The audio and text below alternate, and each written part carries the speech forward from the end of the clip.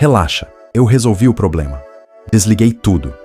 Mas como que a água vai sair se o cano tá fechado de dentro? É simples. O que a gente precisa é de pressão. Isso vai resolver tudo! Mais pressão, mais força! Uau, tá ficando gordinho. Será que ele vai botar o ovo? Viu só? Funcionou. A pressão era a solução. Agora é só navegar até a saída! Melhor ideia de sempre! Pronto! Agora ninguém se molha mais. Eu sou um gênio! Curte o vídeo, comenta, segue o perfil e se inscreva no canal.